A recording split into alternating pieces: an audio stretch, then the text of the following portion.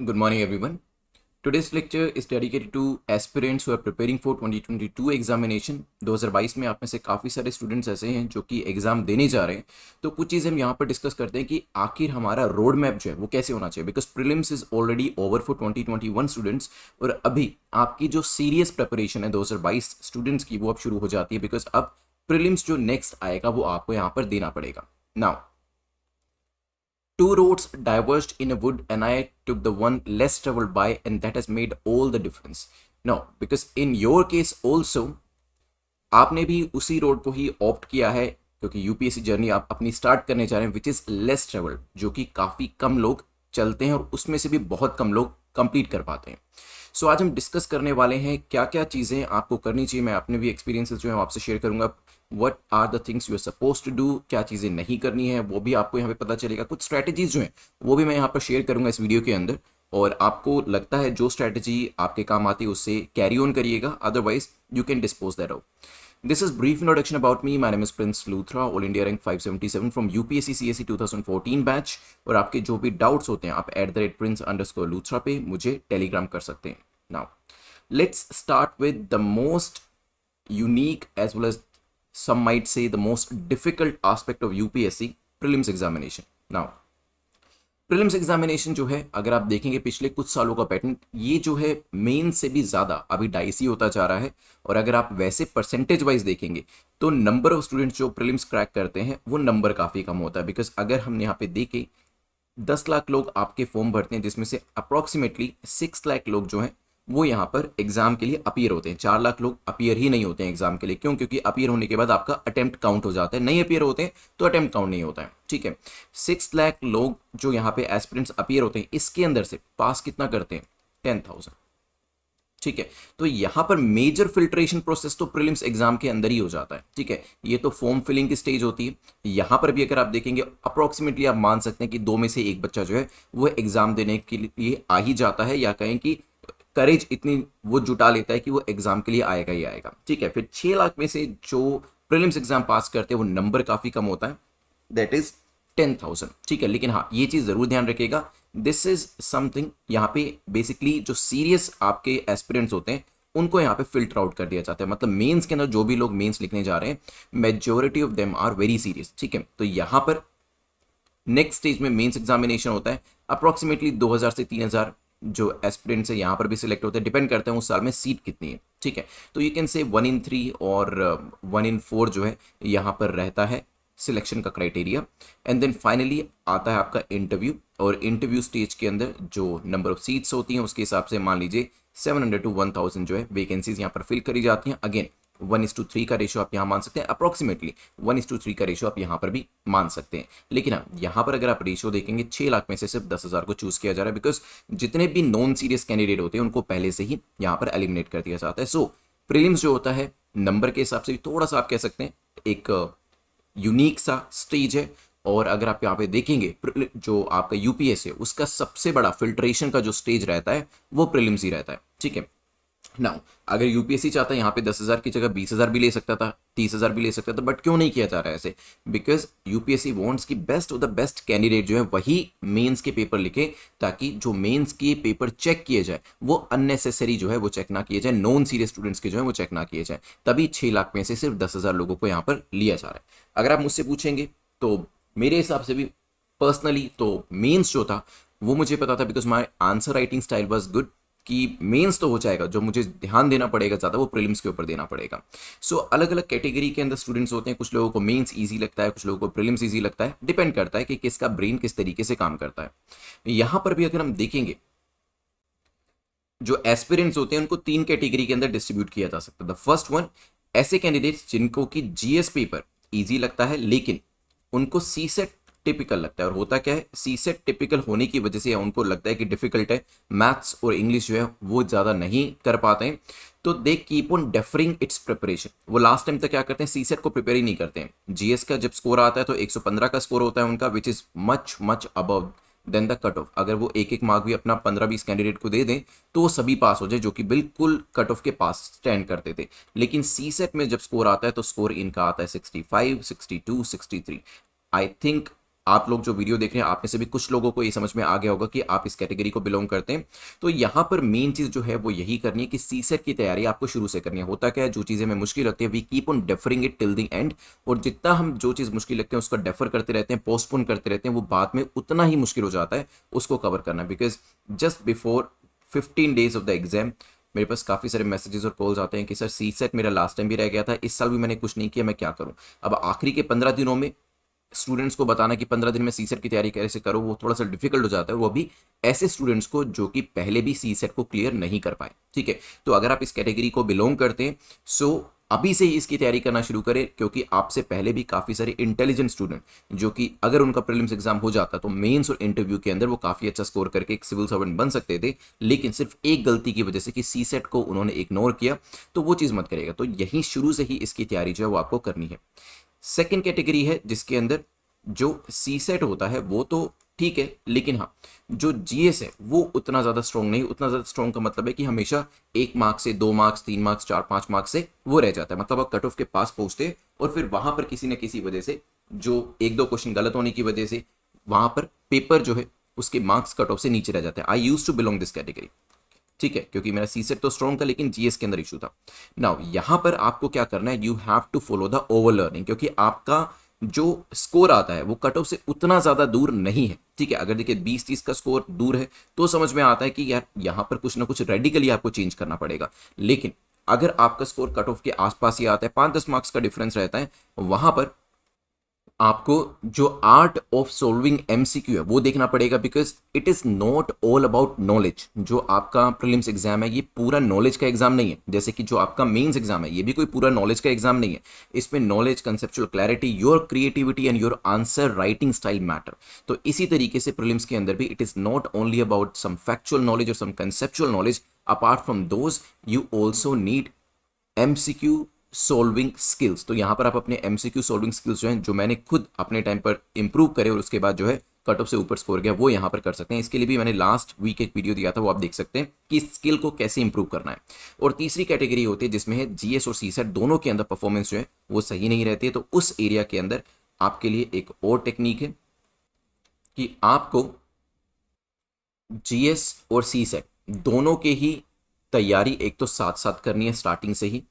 Second, आपको दोनों के केसेस में मॉक टेस्ट भी देते हुए आना है, और मॉक टेस्ट के अंदर आपको अपना वीकली बेसिस पे इंप्रूवमेंट देखना। फॉर एग्जांपल आपने पहला मॉक दिया, आपका पेपर नंबर 1 में स्कोर आया 25, सी सेट के अंदर आपका स्कोर आया 20। ठीक है, नेक्स्ट वीक देखिए कि क्या कोई इंप्रूवमेंट हुई है या नहीं हुई है। ठीक है, मान लीजिए नहीं हुई है तो देखिए इंप्रूवमेंट क्यों नहीं हो पाई, क्या इसका रीजन है। फिर आप देखिए नेक्स्ट वीक देकर क्या इंप्रूवमेंट हुई, हाँ इंप्रूवमेंट हुई यहाँ पर आपकी।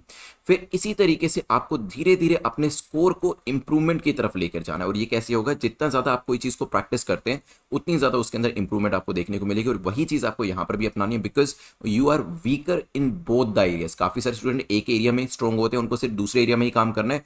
आपके केस में आपको डबल मेहनत करनी है इन द मैनर कि आपको यहाँ पे रेडिकल स्टेप्स हैं जो वो लेने पड़ेंगे। मींस आपको एमसीक्यूज बहुत ज्यादा प्रैक्टिस करने पड़ेंगे स्टार्टिंग से ही, और यहाँ पर आपका जो बेस होगा वो भी साथ के साथ आपको डेवलप करना पड़ेगा। Now few heads up right from the beginning.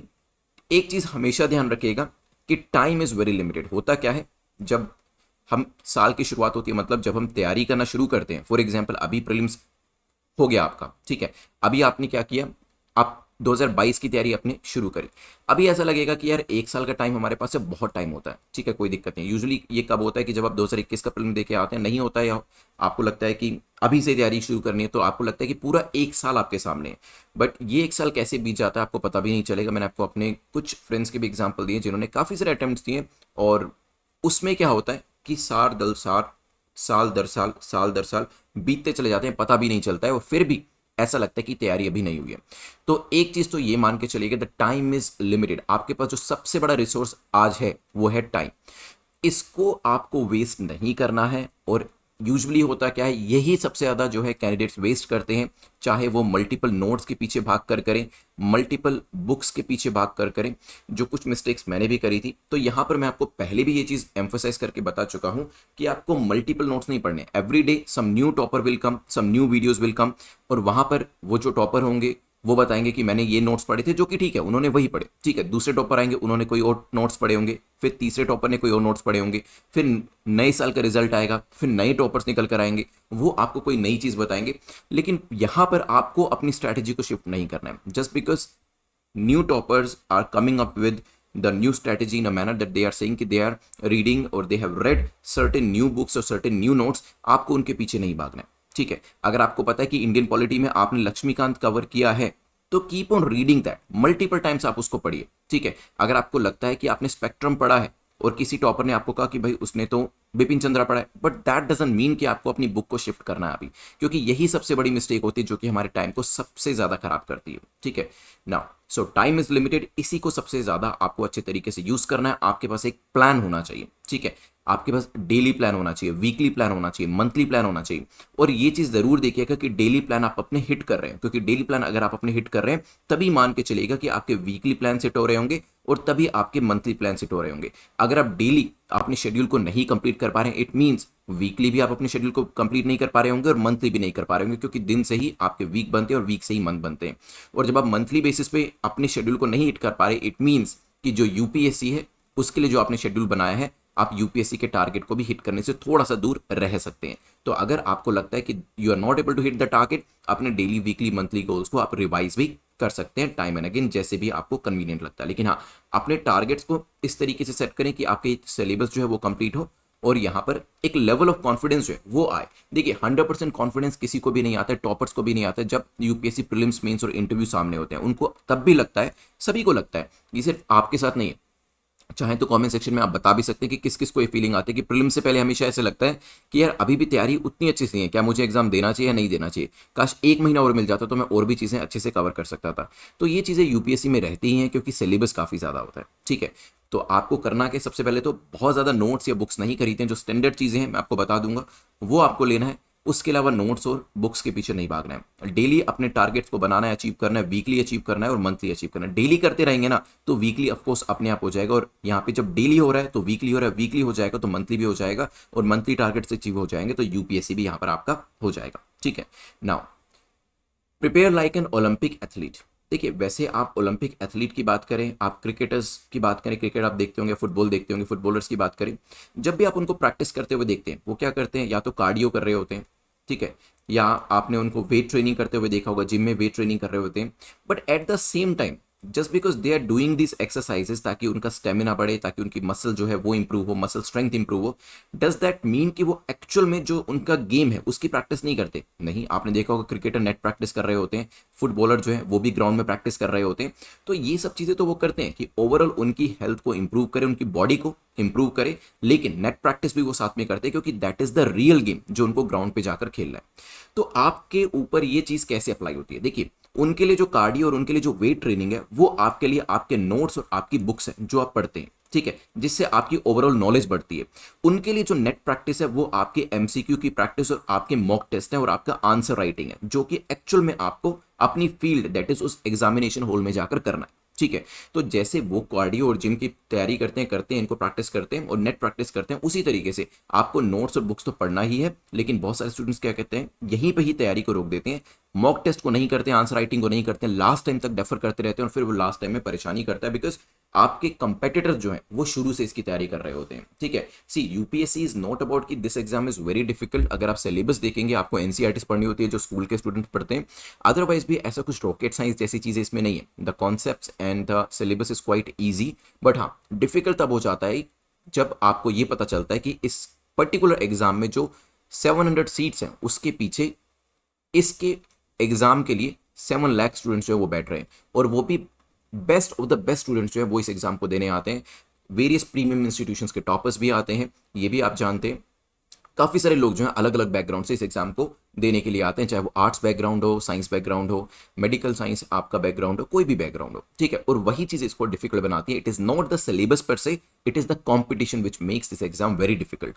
तो आपको यहाँ पर because you know that your competition is quite tough, तो आपको वो चीज़ें करनी है जो कि आपको आपके कॉम्पिटिशन से बेटर परफॉर्म करने थे। तो नोट्स और बुक्स तो पढ़ने ही है जो कि बाकी सभी पढ़ते हैं, लेकिन हाँ एमसीक्यूज, मॉक्स और आंसर राइटिंग आपको शुरू से करते हुए जाना है, उसको डिले नहीं करना है। जैसे कि एथलीट्स जो है वो उसको डिले नहीं करते, वो नेट प्रैक्टिस भी करते हैं और अपनी जो कार्डियो और जिम होता है वो भी साथ साथ करते रहते हैं। ठीक है, चलिए चलते हैं यहां से आगे बढ़ते हुए नेक्स्ट टॉपिक को देखते हैं।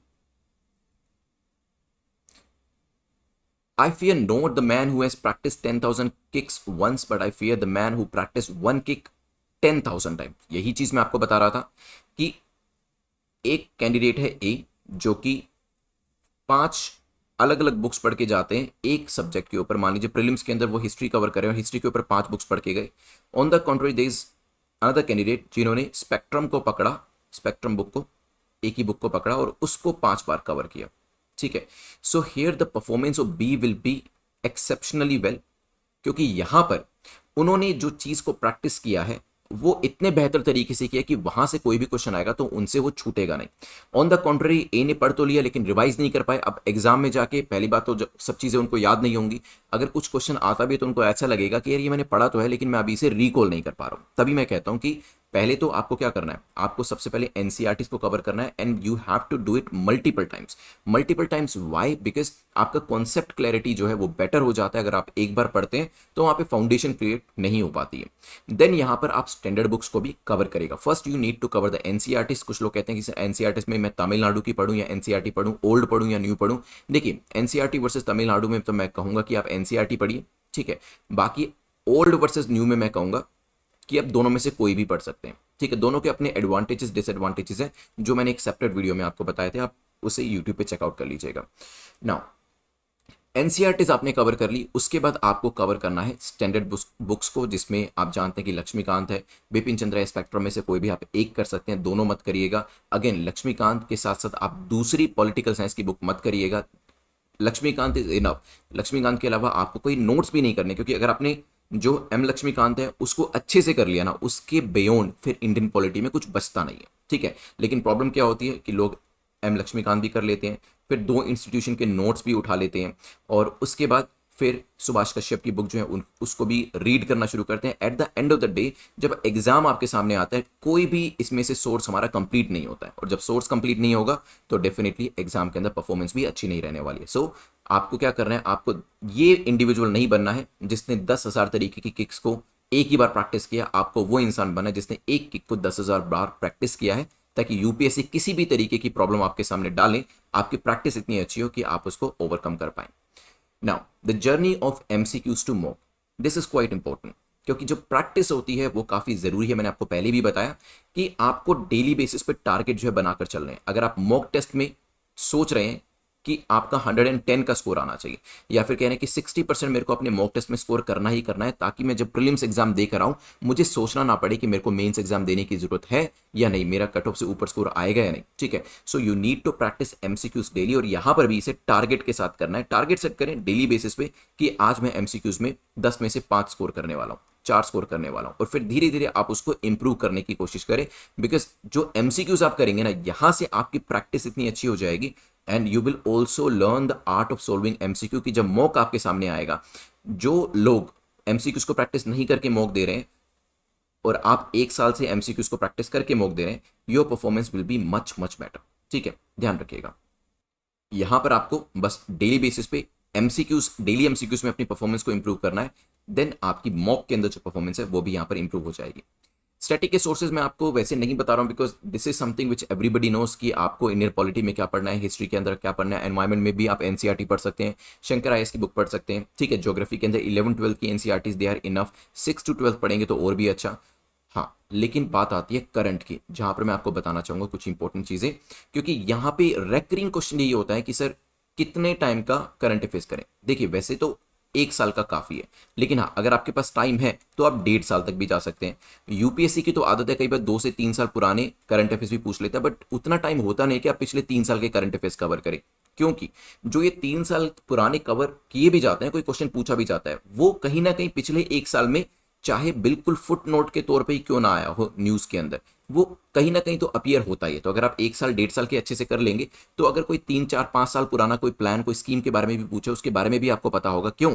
क्योंकि कहीं ना कहीं वो पिछले 1 साल में थोड़ा सा ही ब्रीफली कहीं ना कहीं जरूर डिस्कस हुआ था। ठीक है, बट प्रॉब्लम क्या होती है, अब हमारे पास इतनी सारी बुक्स हो चुकी हैं, तो पहले तो आपको इसको कट आउट करना है, सिर्फ स्पेसिफिक सोर्सेज से ही पढ़ना है।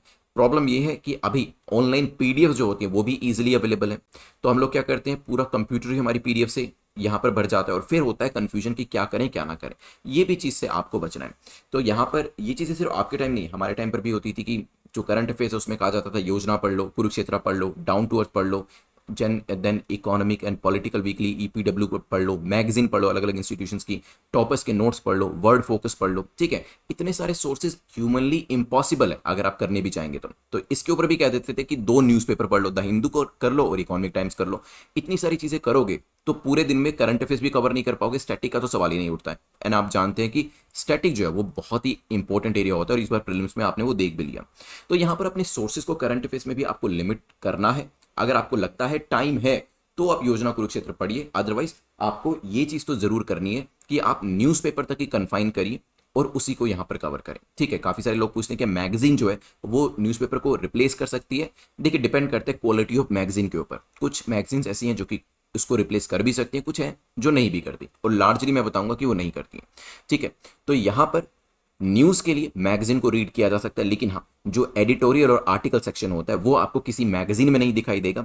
आप कोशिश करें, अगर आपको मैगजीन पढ़नी भी है तो मंथली मैगजीन आप पढ़ लीजिए, लेकिन साथ के साथ आप यहां पर आर्टिकल्स और एडिटोरियल्स 1 या 2 जरूर रोज कवर करें। उससे क्या होगा, उससे आपकी जो इंग्लिश है वो यहां पर इंप्रूव होगी, क्योंकि बहुत बार क्या होता है, मेंस के अंदर स्टूडेंट्स को क्वेश्चन ही समझ में नहीं आता है, और क्वेश्चन समझ में ना आने का रीजन ये होता है कि वो पूरे साल अपनी तैयारी में नोट्स पढ़ रहे होते हैं जो कि काफ़ी इजी लैंग्वेज में लिखे होते हैं, लेकिन आर्टिकल एडिटोरियल पढ़ने की जो हैबिट होती है वो नहीं होती है। इसी वजह से सी सेट की इंग्लिश भी मुश्किल लगती है और इसी वजह से मेंस के क्वेश्चन भी समझ में नहीं आते। ठीक है, तो इस प्रॉब्लम का सोल्यूशन यही है कि कम से कम एक आर्टिकल और एक एडिटोरियल जरूर पढ़ें, सोर्सेज को कट आउट करें। आपको ईपीडब्ल्यू, आपको word focus, down to earth, ये सब चीज़ें पढ़ने की जरूरत नहीं है। ठीक है, इसमें जो इंपॉर्टेंट एरियाज होते हैं सच में वो न्यूज़पेपर में कहीं ना कहीं अपीयर हो ही जाते हैं, और इतनी सारी चीज़ों को कवर करने से उतना आपको, अगर आप कॉस्ट बेनिफिट एनालिसिस करेंगे, वो नहीं आपको मिल पाएगा। नाउ यहां पर देखते हैं लास्ट में distractions.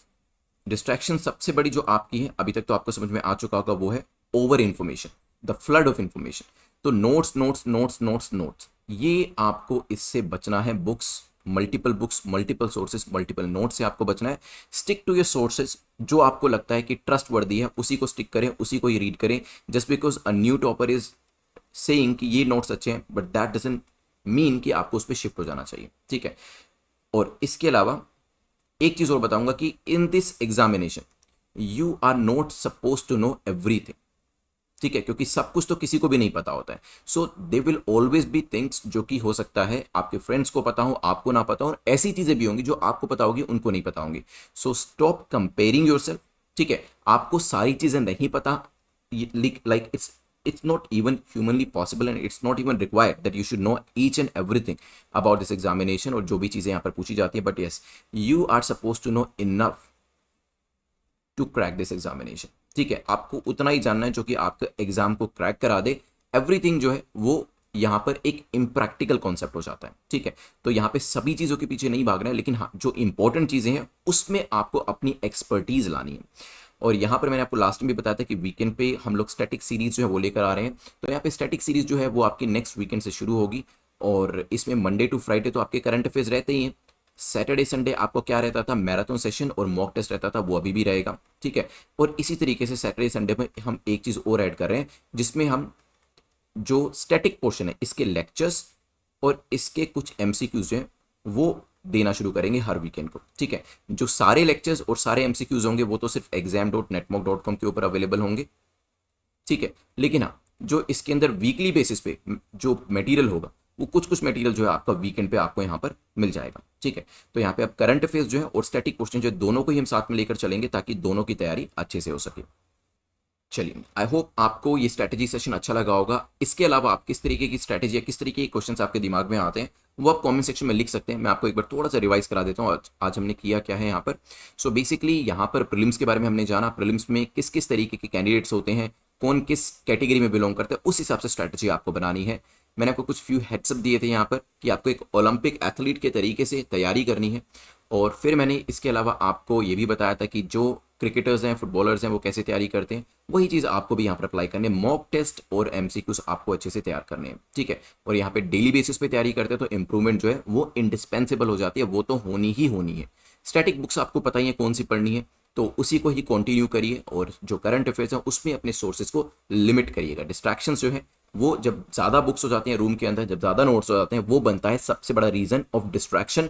And distractions they waste your time. Distractions जो होते हैं वो क्या करते हैं, वो आपके टाइम को वेस्ट करती है। और ये जो टाइम है, this is the most you can say precious commodity जो अभी आपके पास है। एक बार टाइम चला जाता है तो फिर वो किसी भी चीज़ से वापस नहीं बुलाया जा सकता है। स्टैटिक सीरीज के बारे में भी मैंने आपको बताया, जो कि नेक्स्ट वीकेंड से शुरू होगी। जो कल्चर के नोट्स हैं वो जो है that is in the process of making. तो वो जो कल्चर के लेक्चर्स हैं आपको नेक्स्ट वीकेंड मिल जाएंगे। लेकिन हाँ, सारे लेक्चर्स जो होंगे और पहले जो लेक्चर्स होंगे वो exam.netmok.com के ऊपर ही अपलोड किए जाएंगे। Thanks for watching this video. आप वीडियो के कॉमेंट सेक्शन में बता दीजिएगा what other topics you want me to cover. Thanks for watching. Have a nice day. Take care. Goodbye.